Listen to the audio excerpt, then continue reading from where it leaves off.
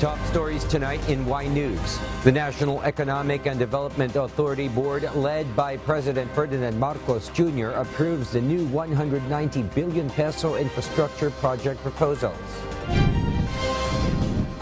The Department of Justice warns the International Criminal Court not to enter in the country over their investigation on the war on drugs of the Duterte administration. The Metropolitan Waterworks and Sewerage System announces to reduce the water allocation for Metro Manila. And the North Korea launches 2 short-range ballistic missiles that landed in the sea between the Korean Peninsula and Japan. Good evening, Philippines and the world. Today is Wednesday, the 19th of July, 2023. Join us in the next hour as we deliver today's top stories around the Philippines and in other parts of the world. I am William Teo. We are also seen in 1,935 satellite monitoring centers nationwide and via live streaming worldwide through the UNTV News and Rescue social media channels. I am Harleen Delgado. First in the news, the National Economic and Development Authority, or NEDA board, led by President Ferdinand Marcos Jr., has approved the 3 more infrastructure projects aimed to improve connectivity. Nel Maribohok reports. National Economic and Development Authority, or NEDA Chief and Socio-Economic Planning Secretary Arsenio Balisacan announced the approval of 170.6 billion public-private partnership proposal to rehabilitate the Ninoy Aquino International Airport, or NAIA. Secretary Balisacan said the proposed project aims to improve overall passenger experience, which would also address the facilities issue that caused the NAIA shutdown in January. The goal of the project is to address long-standing issues at NAIA, such as the inadequate capacity or passenger terminal buildings and restricted aircraft movement. It also aims to increase the annual airport capacity from 35 million to at least 62 million passengers, enhance air traffic movement, and improve overall passenger experience and service quality. We are in a hurry to improve to address the issues there in the terminal, because as you have noted, tourism is one of the main drivers of the Philippine economy in the coming years, and we want to ensure that tourists who come here have a good experience. The second approved project is the Samar Pacific Coastal Road 2 project, with a budget of 7.48 billion pesos. The unsolicited proposal for the upgrade, expansion, operation, and maintenance of the Lagundingan International Airport project received approval as well. Nel Maribohok, UNTV News and Rescue. We serve the people, we give glory to God. A day after it was signed into law, Senator Mark Villar appeals to critics to give the controversial Maharlika Investment Fund, or MIF law, a chance. Villar, who sponsored the MIF bill in the Senate, says while he recognizes the right of oppositors to challenge the bill before the Supreme Court, he hopes that critics of the law will support first the MIF's implementation. Citing data from the National Economic and Development Authority, Villar says MIF investments are expected to initially generate 350,000 jobs. He maintains that the MIF will help maximize government assets and reduce borrowings to fund infrastructure projects. Siyempre, karapatan nila yan, but sana po, bigyan natin ng chance itong batas. And para sa akin, ito naman po ay hindi naman bagong konsepto. Sana po, suportahan na po natin ang Maharlika Investment Fund. The Philippine National Police, or PNP, submitted additional evidence or sworn affidavits in today's preliminary investigation, July 19, over the Pogo Hub raid in Las Piñas City last month. About 60 affidavits were filed before the Department of Justice panel of prosecutors. The panel recently asked for additional evidence to support the complaints against some Chinese nationals who operate the Pogo Hub. Thousands of victims of alleged human trafficking were also saved.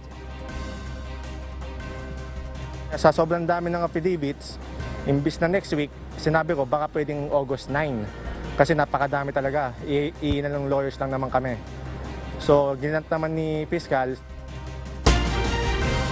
Starting tomorrow, July 20, the fourth-generation train sets of LRT Line 1 will start to be commercially used. It is expected to carry passengers starting from Baclaran Station at around 4:30 a.m. Earlier today, President Ferdinand Marcos Jr. led the inauguration of the new train sets at the LRT-1 Baclaran Depot. Every train set is composed of 4 coaches. It could carry a minimum of 1,388 passengers and can run up to 70 kilometers per hour. The Light Rail Manila Corporation said 1 train sets per week will be added on the railway until all 20 train sets are deployed by the end of 2023. United Nations Office on Drugs and Crimes donates hybrid vertical takeoff and landing or VTOL drone to the Philippine Coast Guard. This is the very first hybrid VTOL drone built by Filipinos through the DoD ECAS Research and Development Team. The prototype drone can be used in surveillance missions to further enhance the Philippines' capability in monitoring the country's exclusive economic zone. The Coast Guard Aviation Force will make use of the drones. With the upcoming implementation of National Learning Camp or NLC on Monday, some schools in Metro Manila are now making preparations, such as creating the list of participants and planning the utilization of learning materials. Bernadette Tinoy will tell us why. Some schools in Metro Manila are now making preparations for the implementation of National Learning Camp on Monday, July 24th. Bagong Barrio National High School Principal Emmanuel Aguilar said they have already submitted the list of teachers and students who voluntarily participate in the program. Merong ng mga nagpalista. And yung mga hahabol po ay okay pa rin naman po. Kasi it does not necessarily mean na yung naisabit namin, yun na lang yung. Aguilar added that the Department of Education Central Office will provide the learning materials for the program and reiterate its importance for the students' learning gap. If in any case, for example, na hindi dumating sa paaralan, meron naman kaming mga quality assured na mga learning materials ng paaralan na yun ang gagamitin namin. This may not be perfect dito sa unang taon ng implementation, but we know na magkakaroon ng gains ang mga estudyante. Meanwhile, head teacher Cleopatra Cruz of San Francisco High School prepares the draft of the program with a possible 35 students per camp. She further stated the challenges that the teachers and students may face during the implementation. Aside from the phenomenal na concern natin, like for example, typhoon season tayo ngayon, as well as considering the priorities of the parents as of now. Kasi they are looking forward for a long break of the students since this is summer break for them. The National Learning Camp will run on Monday, July 24th, which can last from 3 to 5 weeks in the country. Bernadette Tinoy, UNTV News and Rescue.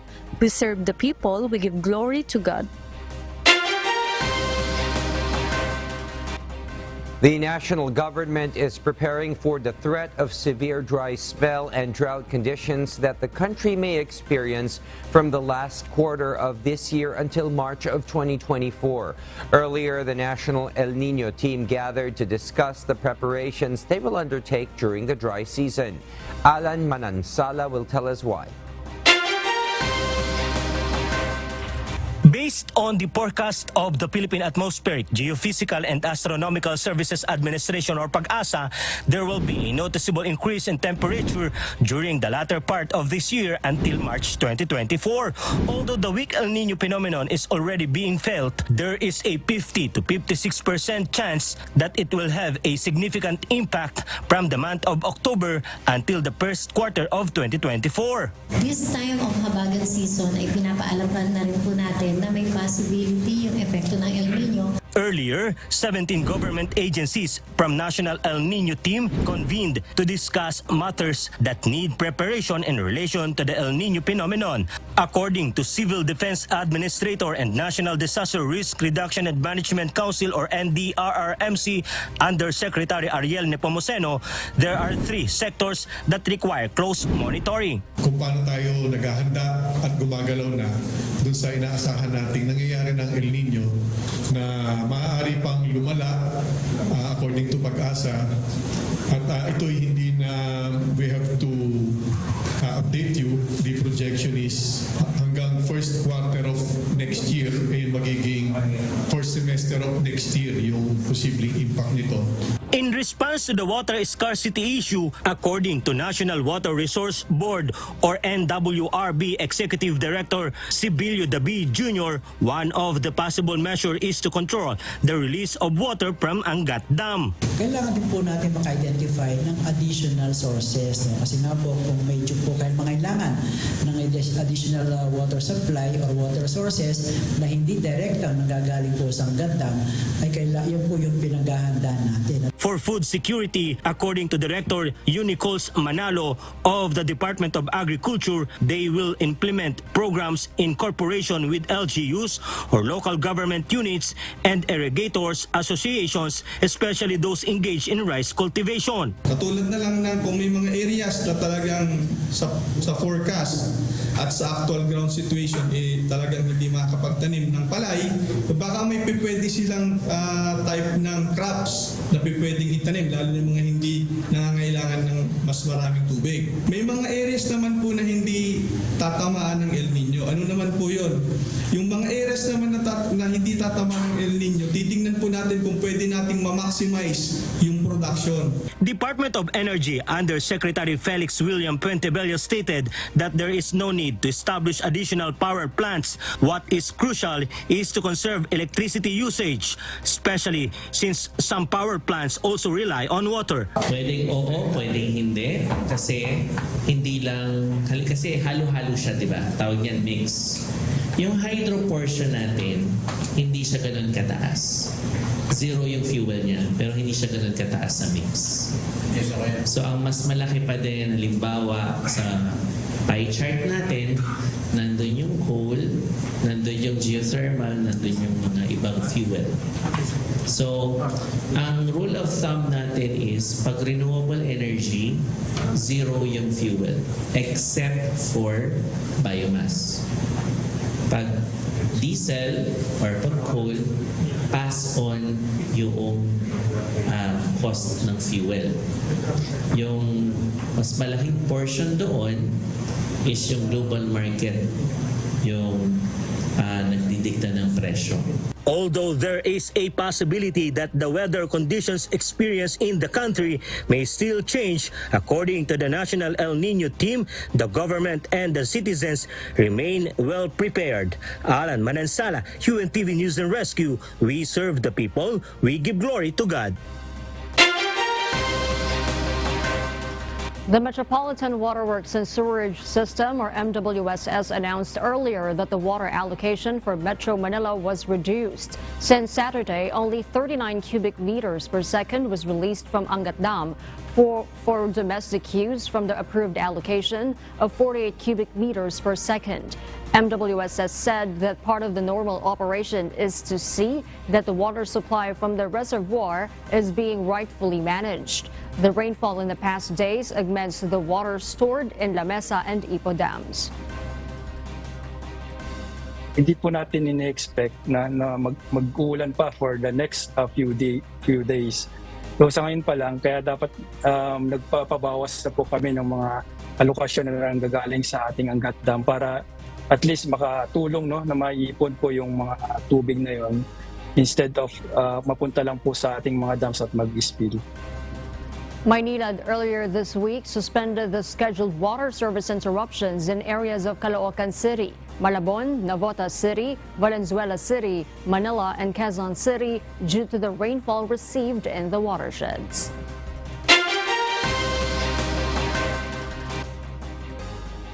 And for the news abroad, the short-range ballistic missiles were launched from North Korea's Sunan area early Wednesday local time, flying 550 kilometers each before landing in the sea between the Korean Peninsula and Japan. According to South Korea's Joint Chiefs of Staff or JCs, the details of these missiles are currently being analyzed by the intelligence team, while Japan's government stated that the missiles fell outside of its exclusive economic zone. The missiles came after a nuclear-capable United States Navy ballistic missile submarine was found in the South Korean port city of Busan on Tuesday. South Korea and the U.S. also held their inaugural meeting of the Nuclear Consultative Group on the same day, which is a joint panel by the country's leaders that was set up in April. North Korean senior official and sister of Kim Jong-un, Kim Yo-jong, stated that the presence of the submarine would further damage communications between the two sides. We'll share more global stories with you later, but for now, back to you, Harleen. Thank you, Elsie.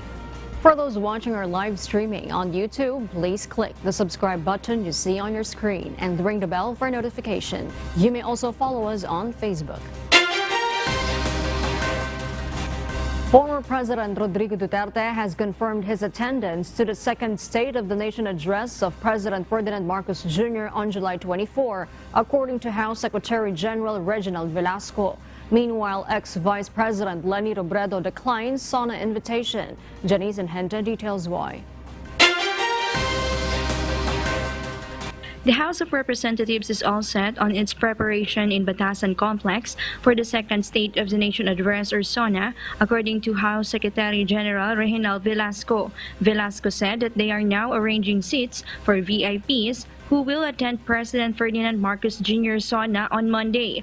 The House Secretary General revealed that aside from Vice President Sara Duterte, former President Rodrigo Duterte has also confirmed his attendance to the SONA. But they are now determining if the two Dutertes would be seated together. Nag-confirm na. Confirm. Pati yung anak niya, si BP, nag-confirm na rin. So, magkatabi ba sila sa Manila? Ayan ang kailangan kasi may clearance sa dalawa eh.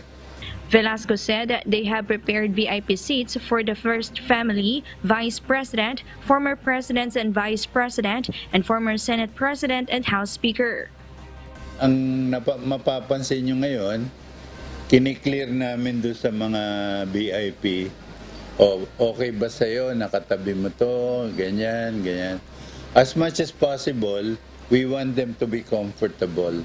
Sometimes we have to adjust the seating arrangement because for some reasons, gusto nila kasama nila, asawa nila, or yung caregiver sa likod, mga ganun eh. So, we have accommodated all this type of requests. Earlier, Velasco said that former President Joseph Ejercito Estrada and former President and now House Deputy Speaker Gloria Macapagal Arroyo will also attend the SONA. Meanwhile, Velasco revealed that ex-Vice President Leni Robredo rejected the invitation. Invited, pero declined. Velasco earlier said that some lawmakers and cabinet members will not attend the SONA physically due to health reasons. As of today, over 2,000 guests, lawmakers, officials, and diplomats have confirmed their attendance to the SONA. Janice and Hente, UNTV, News and Rescue. We serve the people, we give glory to God. The Department of Justice, or DOJ, warns the International Criminal Court, or ICC, not to enter the Philippines over their investigation on the war on drugs of the Duterte administration. Dante Amento tells us why.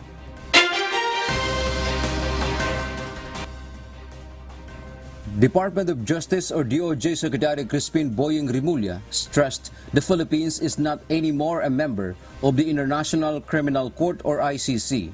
Hence, the government will not also cooperate with the ICC investigation over the Duterte war on drugs. Rimulya added if the ICC will force to enter the country, it is tantamount to usurpation of the government's authority. Hindi na tayo makikipag-usap sa kanila. Hindi natin sila kailangan sa ating bansa. Hindi natin sila gustong pumunta rito. At wag silang pupunta rito sapagkat ang gagawin nila ay usurpation of authority ng Philippine government. Magkakaproblema tayong lahat. Pag ginawa nila yan, they'll be violating our law. The Philippines will not need the ICC because it has a well-functioning justice system, and ICC has no jurisdiction after the Philippines' withdrawal in 2019. Ang ICC kailangan niya ng mga bansa katulad ng Sudan, Somalia, Haiti, siguro sa ibang lugar sa Afghanistan, sa mga lugar na medyo magulo at walang gobyerno, doon sila pumasok. Tayong organisado ang ating gobyerno na may sistema ng hustisya. Huwag na nila tayo pakialaman.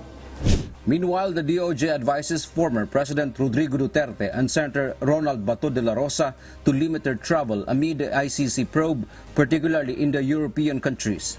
This is when the ICC will issue warrants of arrest against those who are allegedly principals of the bloody drug war. Kung kayo pupunta sa lugar na maaring ang ICC, makialam. Kasi dito, hindi sila pwede makialam talaga rito. Sa ibang bansa, kung tingin natin ay may pagkaalangan, di mag-usap muna kami kung aalis sila. The DOJ chief assures to protect Duterte and De La Rosa as citizens of this country. Dante Amento, UNTV, News and Rescue. We serve the people. We give glory to God. The Senate leadership assures protection over Senator Ronald Bato de la Rosa amid the impending probe of the International Criminal Court or ICC unless he is proven guilty. Meanwhile, de la Rosa's colleague maintains that the ICC has no jurisdiction over the country as he advises the senator to just chill. This report will tell us why. Following the decision of the International Criminal Court or ICC to greenlight the investigation into the drug war of the Duterte administration, Senate President Juan Miguel Big Zubiri says the Senate is ready to protect Senator Ronald Bato de la Rosa unless a local court orders his arrest. Zubiri cited the case of former Senator Antonio Trillanes IV, who sought refuge in the Senate after his amnesty was revoked. Unless there was an actual warrant for his arrest in a local court, we cannot physically give him up because, especially during the session days, he's protected by the Senate unless there is a warrant of arrest in a local court. Same with Senator Bato. If there's no local warrant for his arrest, then he should be accorded the respect of a senator of the republic. De La Rosa, the architect of the controversial war on drugs under his stint as the first Philippine National Police Chief of former President Rodrigo Duterte, was among those mentioned in the ICC report. Senator Francis Tolentino, meanwhile, advises De La Rosa to stay unbothered. De La Rosa earlier announced that Tolentino will serve as his legal counsel concerning the ICC probe. The lawmaker maintains the international body has no jurisdiction over the Philippines, citing the dissenting opinions that were issued by two of the judges in the ICC appeals chamber. Chill. Relax lang. Wala nga jurisdiction eh. Even within the ICC, they are divided. Magkaiba po sana to kung ang naging desisyon ay unanimous. Kung mapupunan niyo po, even the chief judge sided with the Philippines. No single international organization can judge us, can show disrespect, because we have the other distinguished members of the ICC siding with the Philippines. But for Senate Deputy Minority Leader Risa Hontiveros, the ICC decision is an important first step in attaining justice for the victims of the drug war. The senator remains hopeful that President Ferdinand Marcos Jr., along with other government agencies, will cooperate with the ICC investigation in a bid to obtain true justice. Harleen Delgado, UNTV News and Rescue. We serve the people. We give glory to God. Workers at the treatment and rehabilitation centers under the Department of Health will undergo training. The first center to receive the said training program is the DOH Treatment and Rehabilitation Center in Bicutan. It is expected that through this program, patients will receive even better and more effective treatment. Gladys Tawabi will tell us why. Drug addiction remains to be a problem that affects the lives of many. Daniela, a 36-year-old rehab patient, is among those patients who received help from rehab workers. Actually, nag-start talaga ma'am, 13 years old ako, first year high school. By the time na nag-stage ako sa high school, dun na po kasi pumasok yung barkada. Dun talaga kasi mag-umpisa lahat eh. Pagka medyo malungkot ay ang stages mo as a teenager, medyo mapapahanap ka talaga ng barkada. So dun talaga nag-umpisa. Nag-decide na din ako sa sarili ko na magpa-treatment kasi matagal na panahon na eh. Wala rin nangyayari ma'am eh. So kailangan ko na talaga ng tulong. During his nearly 5-month stay at the Department of Health Treatment and Rehabilitation Center in Bicutan, he has gained valuable insights about life, the importance of family, and the harmful effects of drugs. He has also made more friends during his time here. With the help of the rehab workers, his journey to recovery from drug addiction has been smooth and effective. So ang na-develop ko is yung pag meron kang kasama, yung pakikibagay sa kapwa, which is yung nawala sa labas, solo ka eh.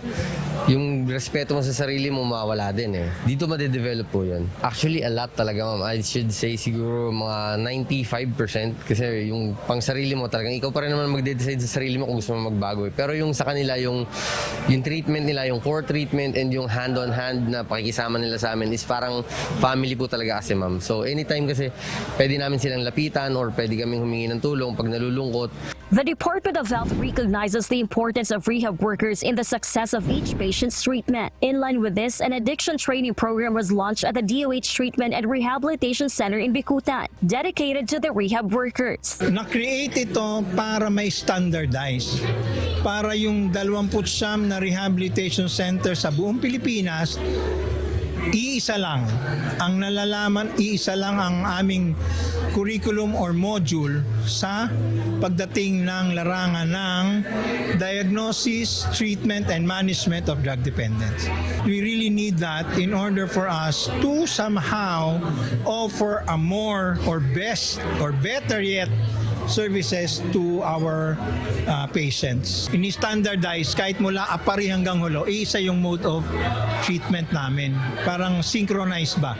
The training program covers treatment and management of persons who use drugs, including medicine, nursing, psychology, and social work. Ano ang resulta nito?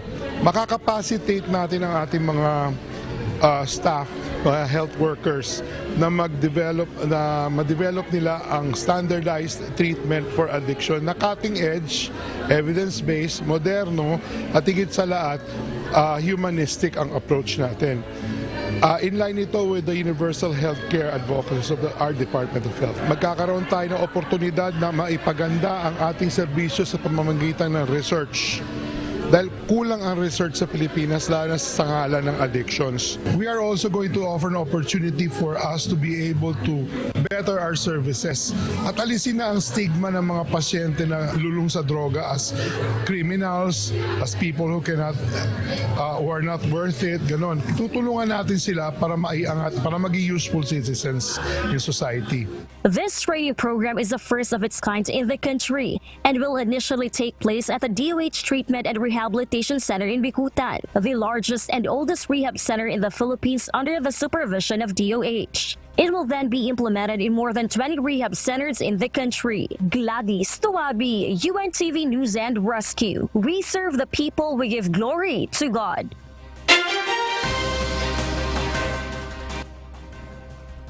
And for other global news, as a relentless heat wave tightens its grip on Europe and stretches across other continents, experts warn of its intensifying impacts and escalating risk, with temperatures soaring to alarming heights, wildfires scorching landscapes, and deadly flooding wreaking havoc around the globe. Mavian Dog will tell us why. Southern and Eastern Europe face a red alert for the ongoing heat wave, while the World Meteorological Organization, or WMO, highlights an increased risk of deaths due to extreme weather across Europe, Asia, and the United States. Heat records worldwide are continuously being broken, and this year's heat waves have coincided with wildfires and deadly flooding in several regions across the world. Temperatures in Italy, including Rome and Sardinia, are expected to soar, with highs possibly reaching 47 degrees Celsius and 40 degrees Celsius respectively.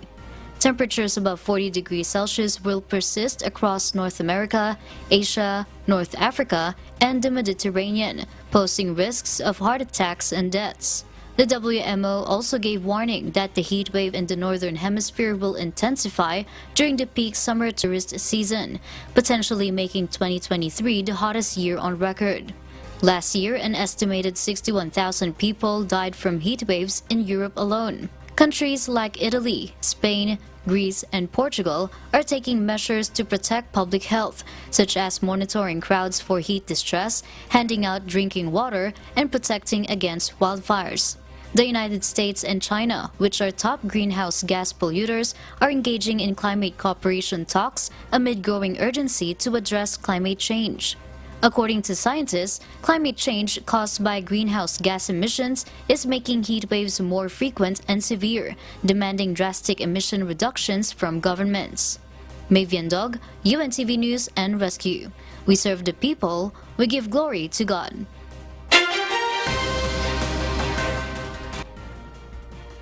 The United Nations Security Council holds its first meeting on artificial intelligence, or AI, at the UN headquarters to warn against the danger of technology being used to restrict or persecute people.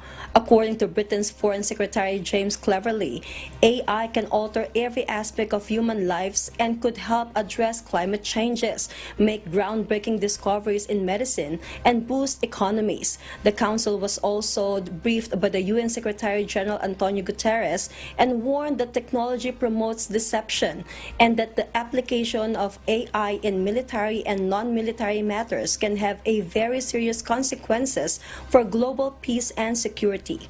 The United States and China's ambassadors also noted that cooperation among countries is necessary to address human risks that threaten to undermine peace and security.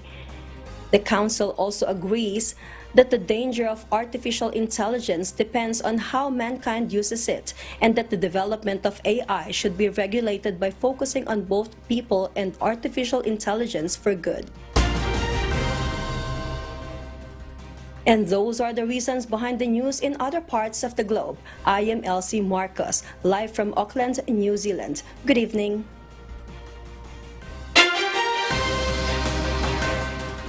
Nine towns and 13 barangays in the Cordillera region will be closely monitored by the Philippine National Police and Armed Forces of the Philippines, or AFP, for the upcoming barangay and Sangguniang Kabataan elections due to violence in past polls and political rivalry. Additional forces of the PNP and AFP in the region for the upcoming elections will be considered. Grace Flores will tell us why. Although local and national elections were considered generally peaceful in May 2022 in Abra province because no election-related incidents were recorded, Police Regional Office Cordillera will still strictly watch the province of Abra and Kalinga province. PNP and AFP still plan to increase forces in the upcoming barangay and SK elections in the region, particularly in Abra and Kalinga. Because the province of Abra is still considered a hotspot in the entire country due to recorded cases of violence in the past elections. This is why the Police Regional Office Cordillera will still monitor the provinces of Abra and Kalinga. Sa dito, usual naman pag election, Abra yan. May siyam kaming barangay sa Abra na medyo binabantayan doon. Dahil sa intense political rivalry. Kasama na rin sa Kalinga, mayroon kaming binabantayan na 3 barangay. Dahil naman sa involvement ng members ng CTG. Although they will no longer form a task force in Abra province, which kept silent during the past elections. In the record of the Police Regional Office Cordillera in the election areas of concern in the Barangay and SK election 2023, the province of Apayao, Benguet, Ifugao, and Mountain Province are in the green category. There are 9 towns and 13 barangays in Abra Province and orange category, while 1 town and 3 barangays are in the red category in Kalinga Province. Ang mga ito is based pa rin sa previous national and local election last 2022. Ito ay nagbabago, kaya patuloy pagbabantay, pag-assess namin. On August 28, the checkpoints will also be strictly monitored, especially during the start of the election gun ban. Grace Flores, UNTV News and Rescue. We serve the people, we give glory to God.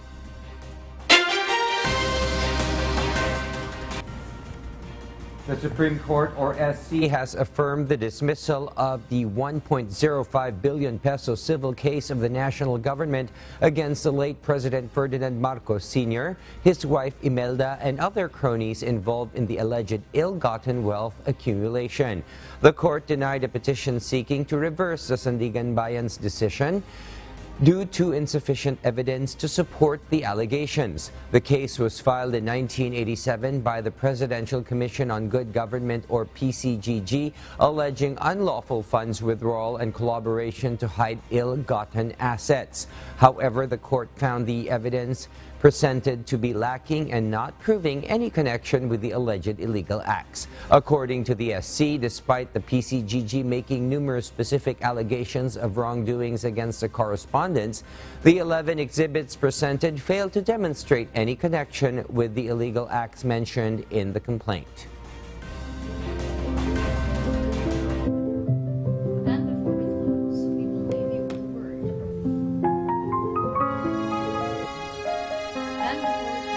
Will leave you with a word, giving glory to God. From the book of Psalms, chapter 32, verse 5. It says, I acknowledged my sin unto thee, and mine iniquity have I not hid. I said, I will confess my transgressions unto the Lord, and thou forgavest the iniquity of my sin. Selah.